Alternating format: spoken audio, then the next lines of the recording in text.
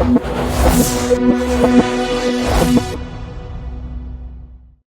back to Biz Talk with Sherman. I'm your host, Sherman On from Hotel and Insurance Services. Excited for this next guest coming back on, talking to us about property management. Elias, welcome back to the show. Well, thank you. Appreciate it. Great to be here. All Definitely. Right. So one of the big questions as a landlord, what is tenant screening? So tenant screening is really a very critical process in what we do.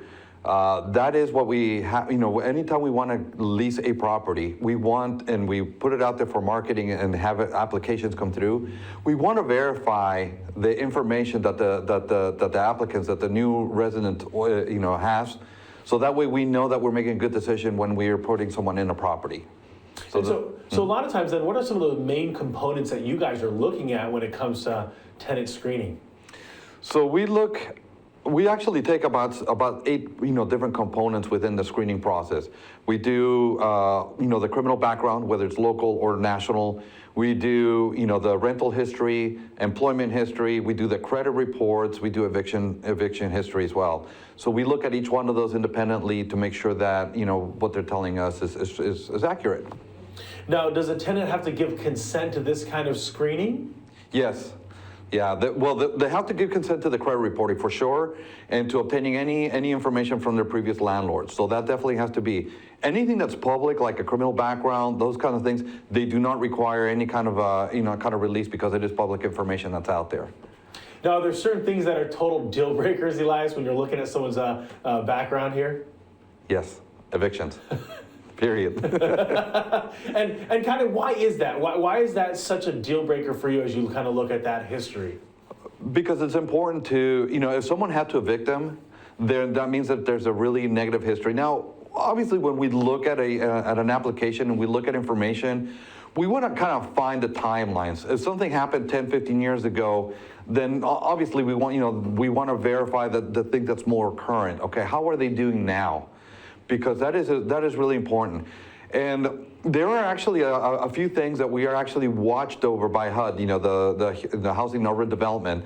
And when we look at criminal backgrounds, when we look at things like that are really critical, we got to be cautious not to, well, this guy did something 10 years or 12 years ago, and people do better themselves. They do improve. So we have to be cautious. We've got to be very diligent in what we do.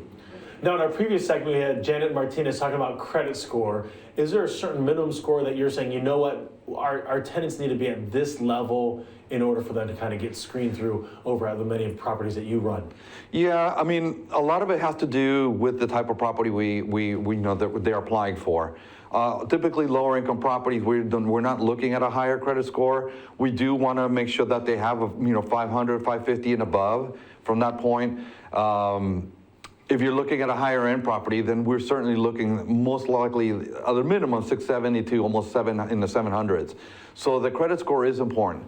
One really important component that we look at in the credit report is the judgments, the evictions. Those do, in the state of Texas, those actually appear in the credit report. So we're certainly looking at that, and we're kind of making sure that they don't have a lot of judgments, whether it's for evictions or otherwise, maybe a landlord that pursue them for financing or for repairs or damages after they vacate. So what would your suggestion be? I know there's a lot of people out there that are kind of running their own housing, their own property management, right? They have this one house out there. It's made sense for them to be able to rent it out. What would your suggestion be to them if they aren't doing any kind of screening truly in getting people into their property? Hire a property manager. No, but ideally, one of the most easiest ways to kind of work around the process is you really got to look at the rental history. You really have to dig a little deeper and find out who that landlord truly is. It is very easy for someone to say, oh yeah, Joe here, he's my landlord, and they verify it against Joe, and Joe has nothing to do with the property. It happens quite often. So you have to dig a little deeper. You really do have to find out, okay, who owns the property? Can you contact that individual? Do they have a property manager that's been managing that property prior? That rental history, to me, sometimes is more important than the actual credit history. simply because they tend to focus more on making sure that the rents are paid on time and those things and taking care of the property. They may not be very good in their finances, much like the last segment is saying. They overspend or do things like that. But the rental history is crucial. This seems like to me, doing a lot of more work on the front end can make sure that you have a better tenant throughout the process. Oh, 100%. It is absolutely true.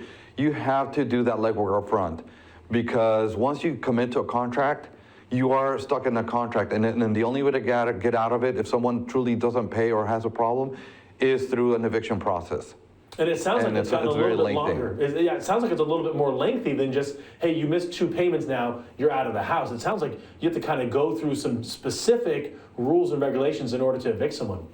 Well, we're very fortunate in the state of Texas that there is a very in-depth and very thorough eviction process. There is actually a timeline within the state of Texas when someone has to be heard.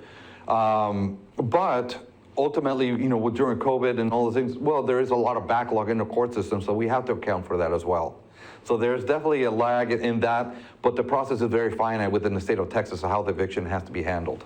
And I know, Mike, Elias, sorry, before you had mentioned about kind of, it was tongue-in-cheek to hire property management, but as you're kind of going through all these things that you go through in order to do tenant screening, it makes sense to me for those that want to have property management, unless they want it to be their full-time job, they should really hire an expert that can make sure that they can get the right people in their property.